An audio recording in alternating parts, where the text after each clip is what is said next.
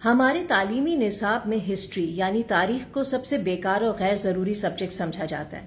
اسے میٹرک یا انٹر تک صرف اس لیے ٹالریٹ کیا جاتا ہے تاکہ آنے والی نسلوں کو اپنی مرضی کی تاریخ پڑھائی جا سکے، یعنی یہ وہ سبجیکٹ ہے جسے برین واشنگ یا پروپیگنڈا کے لیے استعمال کیا جاتا ہے۔ اسی لیے ہماری آج کی نوجوان نسل کو کسی بھی مسئلے، کسی بھی ایشو کا تاریخی پرسپیکٹو پتہ ہی نہیں ہوتا۔ انہیں نہیں معلوم کہ تاریخ کب اور کیسے اپنے آپ کو دہراتی ہے۔ وہ نہیں جانتے کہ ہم کوئی انوکھی قوم نہیں ہے، ہمارے یہاں جو ہو رہا ہے وہ پہلے بھی ہوا ہے۔ اگر ہم نے تاریخ سے کچھ نہ سیکھا تو ہم بھی وہی غلطیاں کریں گے جو ہم سے پہلی اقوام نے کی۔ چائنا میں 1911 میں آیا تھا انقلاب، جس نے چین میں 2000 سال سے قائم بادشاہت کو ختم کر دیا اور جمہوریہ چین کی بنیاد رکھی۔ اس انقلاب سے پہلے چین کا آخری شاہی سلسلہ تھا چنگ خاندان کا، جس نے چینی سلطنت پر 350 سال حکومت کی، 1636 سے 1911 تک۔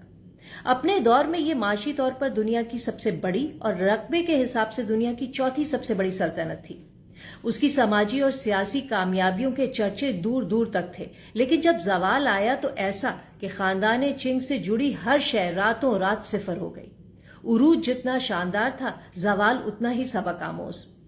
چین میں بادشاہت کے خاتمے کی وجوہات پر ایک طویل عرصے سے بحث جاری ہے۔ سوشل سائنٹسٹ اور تاریخ دانوں نے اب کہیں جا کر چند ایسے فیکٹرز شارٹ لسٹ کیے جن کی وجہ سے چین میں بادشاہت کا خاتمہ ہوا۔ چین، جاپان، امریکہ اور آسٹریا کی یونیورسٹیز کے ریسرچرز کے ایک گروپ نے انقلاب سے پہلے کے چینی معاشرے کو 4 سیکشنز میں ڈیوائیڈ کیا: ریاست، اشرافیہ، نوجوان آبادی اور سیاسی منظرنامہ۔ پتہ چلا کہ ہر سیکشن ایک دوسرے پر ایکٹیولی اثر انداز ہوتا ہے۔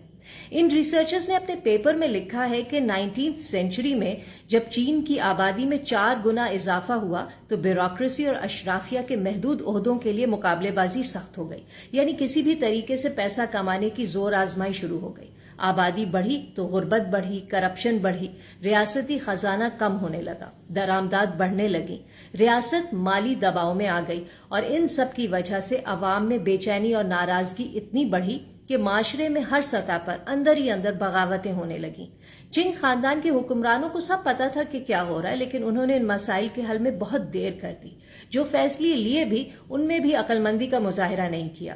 یوں داخلی بغاوتوں اور بیرونی جغرافیائی چیلنجز نے چنگ سلطنت کی قسمت پر مہر لگا دی۔ اس اسٹڈی سے پتہ چلتا ہے کہ حکومتوں کو ہر وقت معاشی طور پر چوکس اور ہوشیار رہنے کی ضرورت ہے، کیونکہ لاوا پکتا آہستہ آہستہ ہے لیکن پھٹتا اچانک ہے۔ چنگ سلطنت اور موجودہ معاشروں میں کافی مماثلت پائی جاتی ہے، جیسے امیر اور غریب میں بڑھتا ہوا فرق اور ترقی کے مواقع میں کمی۔ مسئلہ یہ ہے کہ اس قسم کے دباؤ کو پیدا ہونے اور بڑھنے میں خاصا ٹائم لگتا ہے، یہ آہستہ آہستہ ہوتا ہے، جبکہ حکومتیں کم وقت کے لیے آتی ہیں اور ان کی زیادہ تر توجہ اقتدار میں واپس آنے پر لگی رہتی ہے، تو وہ بگر پکچر نہیں دیکھ پاتی۔